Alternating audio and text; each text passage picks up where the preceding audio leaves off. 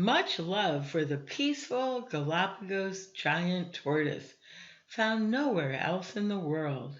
Rap, Heavy D, big love. A friendly giant, quite the sight, scaly and nearly prehistoric, riveting. The largest living species of tortoise in the world, and among the longest lived. Male Galapagos tortoises generally average 500 pounds up to 700 pounds, while females average 250 up to 400 pounds. Discoverer of the Galapagos Islands, Fray Tomas de Berlanga, Bishop of Panama, wrote in 1535 of such big tortoises that each could carry a man on top of himself. Naturalist Charles Darwin remarked, 3 centuries later, these animals grow to an immense size, several so large that it required 6 or 8 men to lift them from the ground. Some modern Galapagos tortoises weigh up to 919 pounds. Gigantism indeed. They may grow up to 6 feet long and 4 or 5 feet wide. Larger sizes help tolerate temperature extremes. Gigantothermy.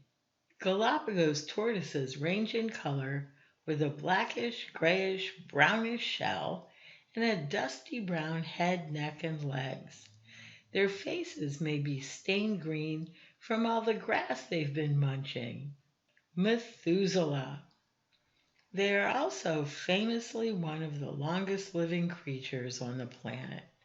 A Galapagos tortoise will live in the wild for over 100 years. The oldest recorded is said to have lived at least 170 years. What's their secret? Fame. The Galapagos Islands are named after the tortoises, not the other way around.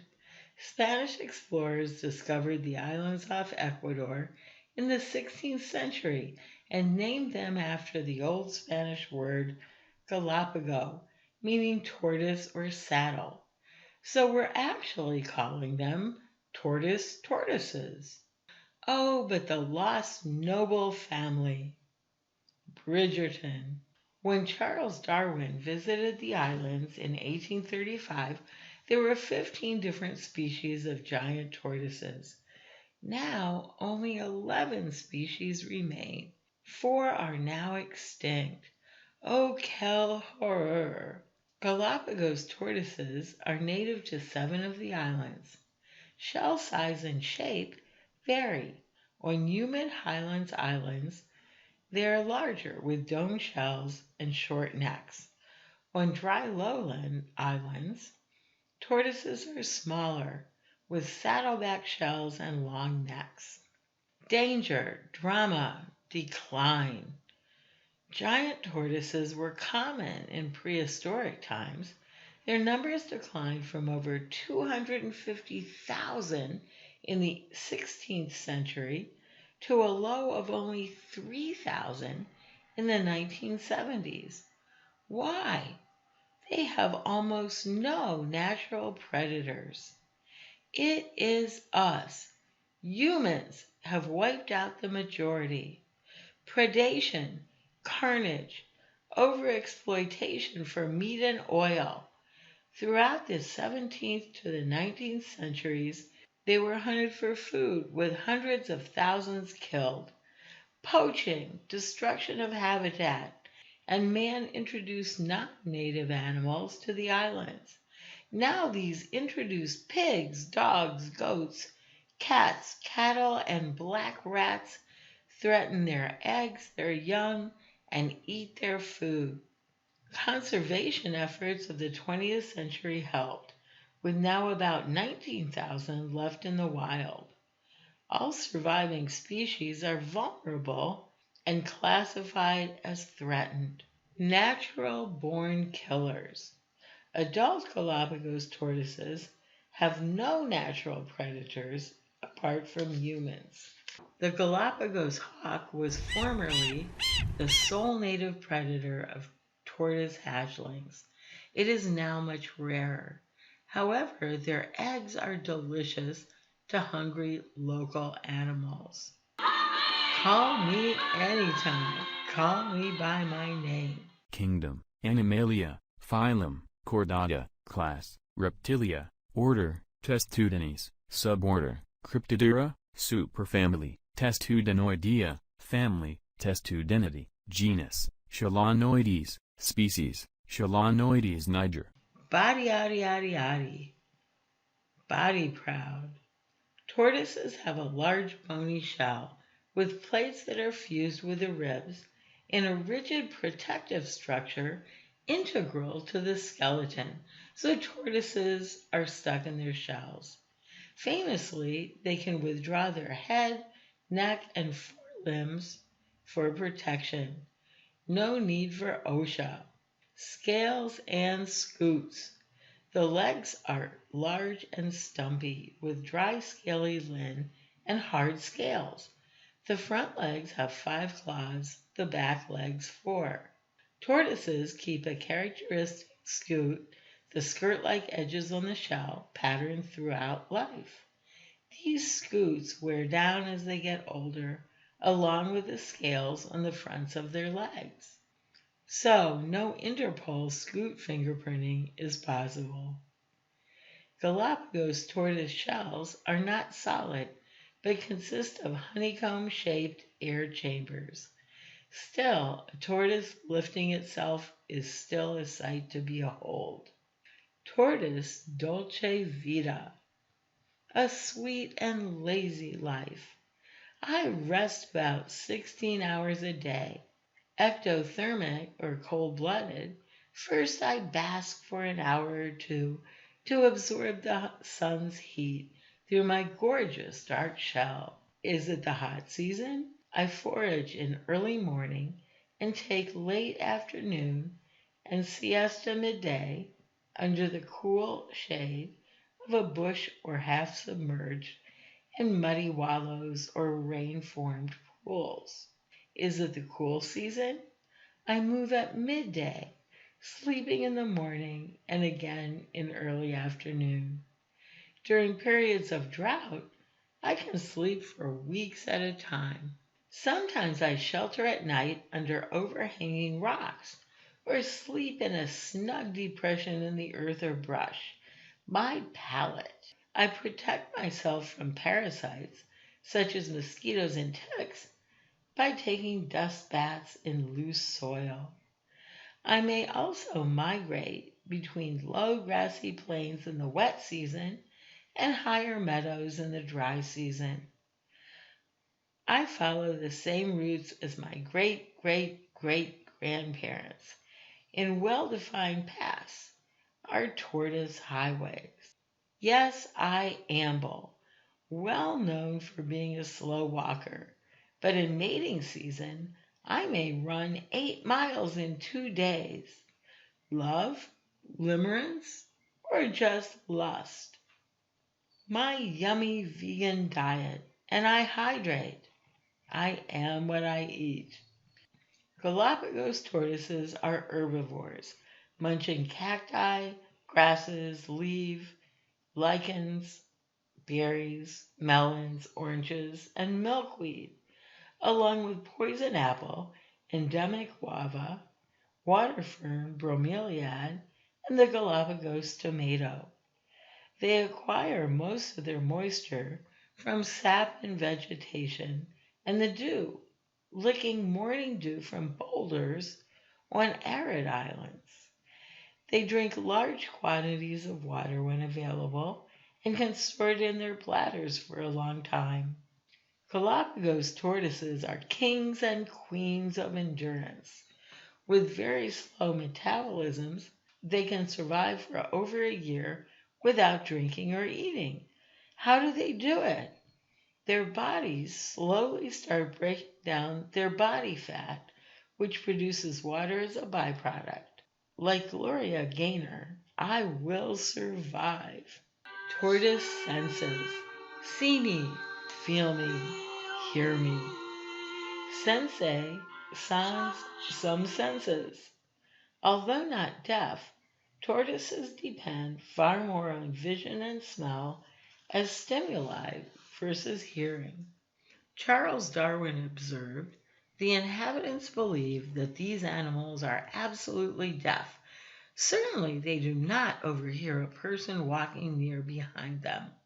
I was always amused when overtaking one of these great monsters, as it was quietly pacing along, to see how suddenly, the instant I passed, it would draw in its head and legs, and uttering a deep hiss, fall to the ground with a heavy sound, as if struck dead. Do Galapagos tortoises hiss? Actually, they don't. The impressive hissing noise occurs when they pull their heads back into their shells, releasing the air in their lungs to make room for their heads. Loud hissing noise.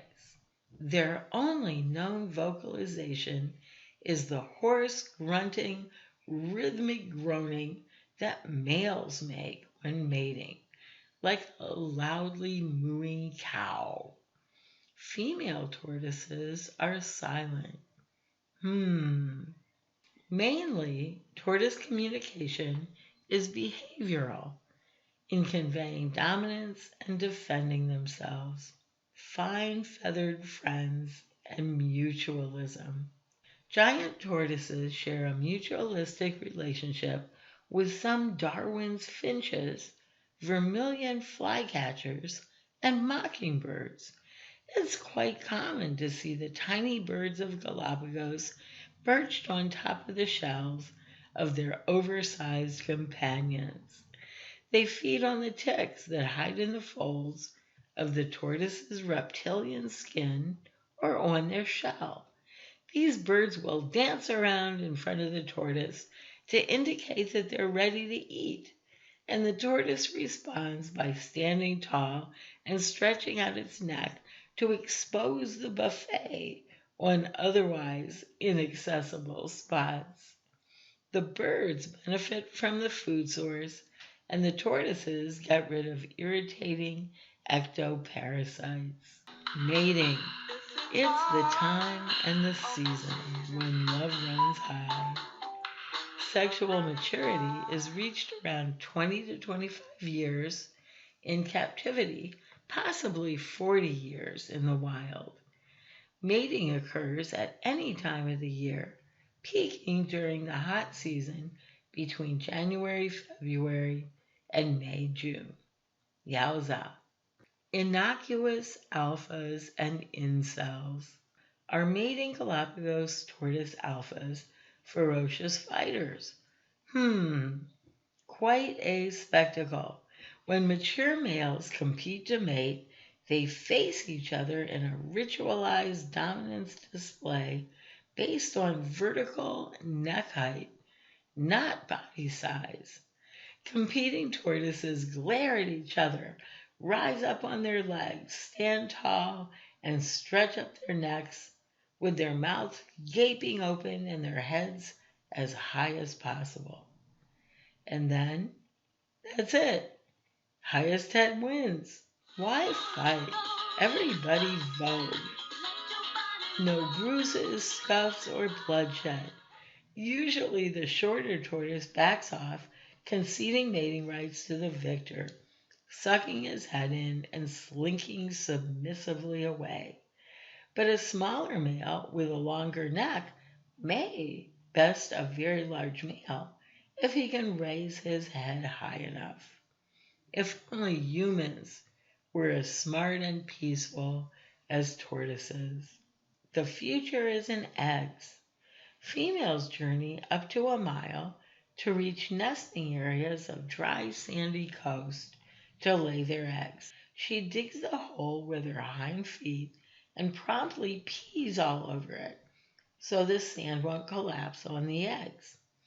They incubate in the sun. She can lay from 1 to 4 clutches or nests over a nesting season. Gender fluid, hot or cold. Fact, the cisgender of Galapagos tortoise hatchlings is determined by the temperature of the nest sand, during incubation. Lower temperatures produce more males, higher temperatures produce more females. We don't know what happens in between, but it's all good. Oh, baby, baby. When baby Galapagos tortoises emerge from their shells, they must dig their way out of the nest and to the surface, which can take up to a month. Abuse in the food chain. An estimated 200,000 tortoises were killed by man.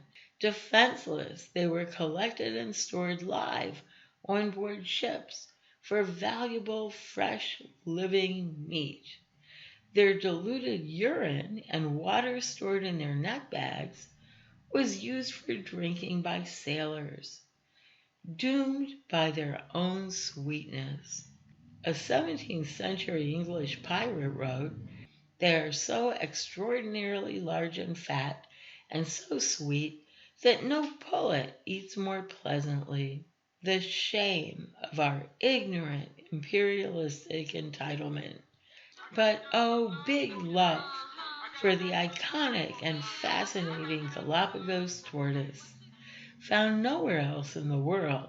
Scaly, gentle giant, almost immortal, the original conservationists, vegans, yet victims of their own deliciousness and stamina. Chelinoidus with a proud and historic lineage, may you all thrive forever.